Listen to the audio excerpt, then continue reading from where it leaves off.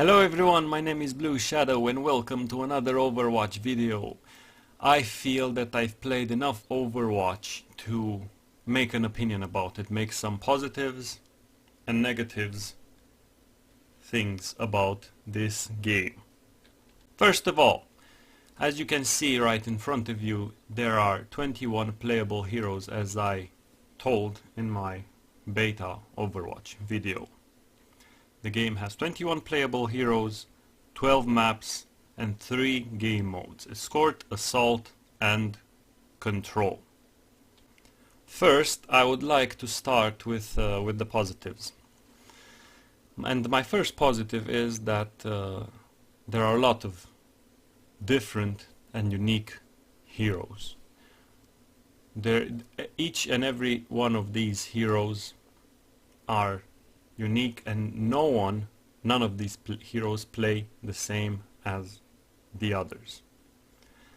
Even I can honestly say that even the healers are different. Okay, some of them are similar to Team Fortress, like I said before.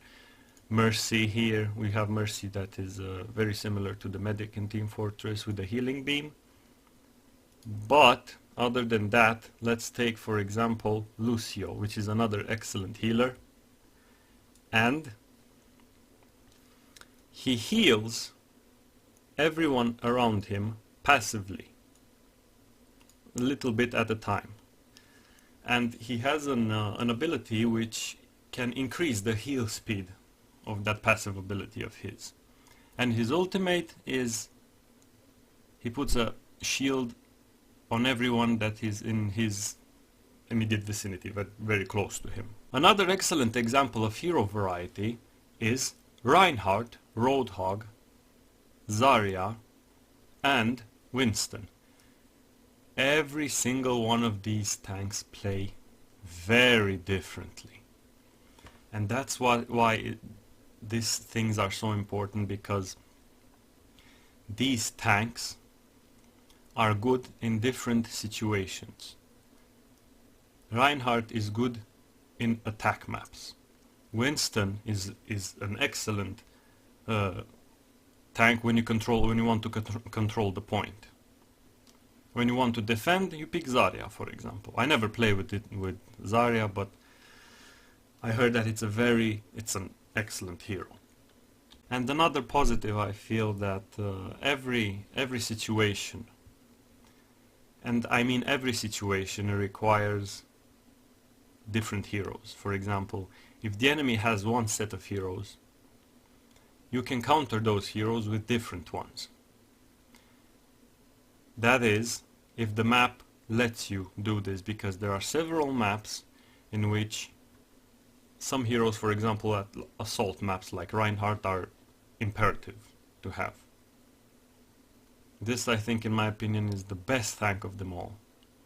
And you have to have a good mixture of healers, snipers, tanks, damage dealers, and the defense heroes. Defense heroes you play only on defense maps. In assault maps you can play assault heroes without any problem. But sniper is imperative, tank is imperative, and the healer is very important for these things. With these 21 heroes, I feel that the game has a lot of variety. It keeps the gameplay fresh. And another thing that I would like to mention is that you don't have a main in this game. You can switch heroes anytime. I mean, if you die, you can switch heroes, and it's imperative to do so, because switching, I noticed that switching your hero in a difficult push environment can balance the game in favor of you. And I noticed this several times by picking a healer, by picking a tank. Hero swapping is very important in this game. Okay, another point I would like to mention is that maps are different and exciting. They have shortcuts, they have vantage points, but the thing is, of maps, some things that I don't like about these maps is, for example, if you land on a roof, you automatically slide to the ground. It doesn't let you stay on every single roof on the maps, and that I think it's I don't know, maybe because of the balance issues, but I don't know, I don't like that change. And another point is the game is excellent with friends, and I recommend everyone who has a friend or two to play with them, because first of all, you get 20% more experience if you play with friends and you win the match or you lose the match. Second of all, you can coordinate yourselves and make it easier on your team and make it easier in winning the game. 2 or 3 friends is excellent in playing this game. Teamwork, as I said before, is imperative. Okay, that's all there is. I can't think of any other positive thing to say. Let's go to the negatives. First of all, the maps are too linear. What do I mean by this? The maps, some maps, if not all, have some choke points. And in these choke points, for example the Temple of Anubis, the very first time when you push in attack mode, if you are in attack mode, and you push through the first gate, that you can't go through the sides, you can go up, but only a few heroes like Pharah and Widowmaker, Genji or Hanzo can go above it, but that's about it. Reaper can go through it because it has a temporary invincibility, but that's about it. And if you go through it, they see you, they track you down and shut you down instantly. And this, I think, is a negative thing, because they could have done these maps differently. Truth be told, the second part of the map, you have 3 ways of entry, through the sides or through the middle, but they could make the first part a bit more interesting. Too many maps have these annoying choke points, and if the defender picks Torbjorn or a Bastion, if you don't have a good team, it's absolutely impossible to push through that choke point. Another negative thing that I felt from playing the beta is that the game has only 3 game modes. If you think about it: escort the payload, control the points, and assault, and some hybrid between control the point and escort the payload. I feel, in my humble opinion, that the $60 price tag for this game, at least on consoles, because on PC you can get it for $40, is a bit too much with only 3 game modes. I see that all the effort was concentrated into these 21 magnificent heroes that they made a brilliant job with, but only 3 game modes. You know, add a deathmatch or add a capture the flag, maybe in the future, I don't know, but I feel that these modes are lacking now, are too few modes. The thing that keeps it above water is this variety of heroes that you can play through these modes. And another point linking to this one is that you can't choose the maps what you play on, or you can't choose the game modes you want to play on. The game puts you randomly in a game mode or random map, attack or defense. You know, I feel that at least if you don't have to choose the maps, be able to choose the game modes, you know, because not everyone wants to play defense or attack. I get it that maybe it's because of the balance issues, but you know, if you look at the competition, for example Team Fortress 2, you can choose the game modes. You know what I'm saying? And another point that it's a very kick in the balls for me, is that if you look at the screen right now, I'm showing you the heroes, And for example, let's go to the dwarf. Going into skins, watch. Classic skin, this is the normal skin you get with this dwarf. Change the skin and it's the exact same one, only recolored. The same here. The same here. All these blue ones are like this. These blue ones, only recolors of the original skin, which was red. The epic ones are a bit, you know, they put a bit more effort into it, but not so much. The same recolors. All the lights here I see different, and the skin, but they could, I feel that they could have put more effort into this, because, you know, the game is 60 euros, you know. And the real kick in the balls is these legendary skins are awesome. It's simply awesome.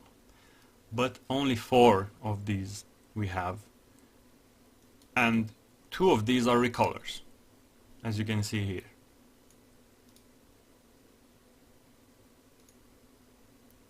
You see what I mean? Recolor. Oh, the beard is recolored, or the back or the coat is recolored, but if you have legendary skins, make 4 very different from each other. That's my opinion, that's my view on it. And if I want to go back to a positive, is that every time you play a legendary skin with a legendary skin, things change on your character. For example, no more mallet here in his hand. He has a key. You see what I mean? Or the best example of this is Genji. His classic skin looks like this. He's a robot, basically. Android. Not robot, but android, you know. Or a cyborg or some shit. I think a cyborg is more, well, but his skin, for example, he has stars in his hand right here. And if you change to young Genji, which is a human form of his, he has stars in his glove, which is, this kind of attention to detail is fantastic. And that's why I feel that they should have put more effort into these legendary skins at least. Okay, another point I'd like to mention is that solo play is not recommended in this game. Solo play, for example, if you group up with people and you meet on the opposite side of the teams, if you meet premades, you're screwed. That's like 2 minutes loss. 2-minute game, insta loss. So the solo play is not something that I would recommend. Play with some friends, 1 or 2 friends, is absolutely incredible experience. And the last negative point that I would like to mention is that not all heroes are well balanced. You know, some heroes in different situations are very powerful, extremely powerful. Say for example you put the Bastion and the Torbjorn on defense. You have to have a very skilled team to push through that choke point. And as I said before, some maps have incredible, frustrating choke points. And to push through those choke points while having Torbjorn's turrets and Bastion as a turret is very difficult. Very difficult. And at the same time, some heroes are underpowered. Like D.Va, for example, which has a mech. It's a tight little girl in a mech.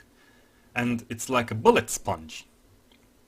That mech basically is like a bullet sponge, and Blizzard told that they would fix this issue by buffing her a bit, because at the moment is absolutely atrocious. I experienced a game where I was the healer in a choke point like this, and a D.Va was amongst us. And at the moment she entered the robot, 5 seconds she lasted, the robot got destroyed, so you know what I mean. So, that's it for my opinion of this game. I played like 50 hours from it. at the moment I'm level 60, and I felt that being level 60 I played enough of the game to share with you my opinion and my thoughts. Leave a comment or subscribe if you wish to. I will really much appreciate this. And as always, I am Blue Shadow, and I wish you an awesome day.